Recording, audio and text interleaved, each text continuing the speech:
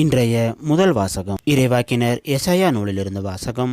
அதிகாரம் 49 வசனம் 8 முதல் 15 முடிய. ஆண்டவர் கூறுவது இதுவே: தகுந்த வேளையில் நான் உமக்கு பதிலளித்தேன், விடுதலை நாளில் உமக்கு துணையாயிருந்தேன்.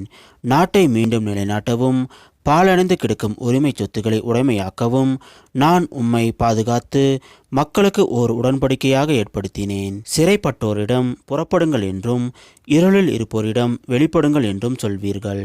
பாதையில் அவர்களுக்கு மேய்ச்சல் கிடைக்கும். வறண்ட குன்றுகள் அனைத்திலும் பசும் புல்வெளிகளை காண்பீர். அவர்கள் பசியடையார், தாகமுறார். வெப்ப காற்றோ வெயிலோ அவர்களை வாட்டுவதில்லை. ஏனெனில் அவர்கள் மேல் கருணை காட்டுபவர் அவர்களை நடத்தி செல்வார். அவர் அவர்களை நீரூற்றுகள் அருகே வழி நடத்துவார். என் மலைகள் அனைத்தையும் வழியாக அமைப்பேன். என் நெடுஞ்சாலைகள் உயர்த்தப்படும். இதோ, இவர்கள் தொலைவிலிருந்து வருவார்கள். சிலர் வடக்கிலிருந்தும், சிலர் மேற்கிலிருந்தும், சிலர் சீனிம் நாட்டிலிருந்தும் வருவார்கள். வானங்களே மகிழ்ந்து பாடுங்கள், மண்ணுலகே களிகூறு, மலைகளே அக்களித்து ஆர்ப்பரியுங்கள். ஆண்டவர் தம் மக்களுக்கு ஆறுதல் அளித்துள்ளார். சிறுமையுற்ற தம் மக்கள் மீது இரக்கம் காட்டியுள்ளார். சீயோனோ, ஆண்டவர் என்னை கை நெகிழ்ந்து விட்டார், என் தலைவர் என்னை மறந்து விட்டார் என்கிறாள். பால் குடிக்கும் தன் மகவை தாய் மறப்பாளோ? கருந்தாங்கி அவள் தன் பிள்ளை மீது இரக்கம் காட்டாதிருப்பாளோ? இவர்கள் மறந்திடினும் நான் உன்னை மறக்கவே மாட்டேன். இது ஆண்டவர் வழங்கும் அருள்வாக்கு. இறைவா, உமக்கு நன்றி. இன்றைய நற்செய்தி புனித யோவான் எழுதிய நற்செய்தியிலிருந்து வாசகம். அதிகாரம் 5 வசனம் 17 முதல் 30 முடிய. அக்காலத்தில் இயேசு யூதர்களிடம், என் தந்தை இன்றும் செயலாற்றுகிறார், நானும் செயலாற்றுகிறேன் என்றார். இவ்வாறு அவர் ஓய்வு நாள் சட்டத்தை மீறியதோடு நில்லாமல், கடவுளை தம் சொந்த தந்தை என்று கூறி தம்மையே கடவுளுக்கு இணையாக்கியதால் யூதர்கள் அவரை கொல்ல இன்னும் மிகுந்த முயற்சி செய்தார்கள்.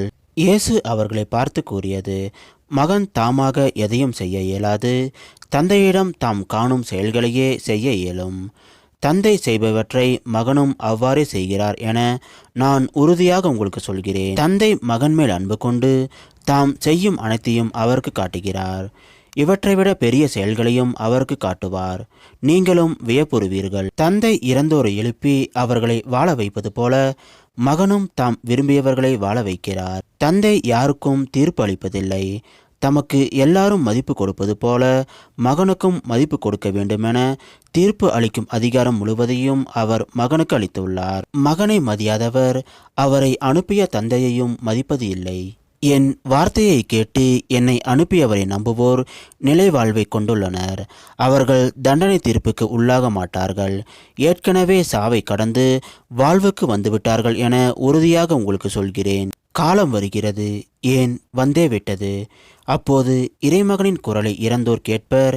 அதை கேட்போர் வாழ்வர் என உறுதியாக உங்களுக்கு சொல்கிறேன். தந்தை தாம் வாழ்வின் ஊற்றாய் இருப்பது போல மகனும் வாழ்வின் ஊற்றாய் இருக்குமாறு செய்துள்ளார். அவர் மானிட மகனாய் இருப்பதால் தீர்ப்பு வழங்கும் அதிகாரத்தையும் தந்தை அவருக்கு அளித்துள்ளார்.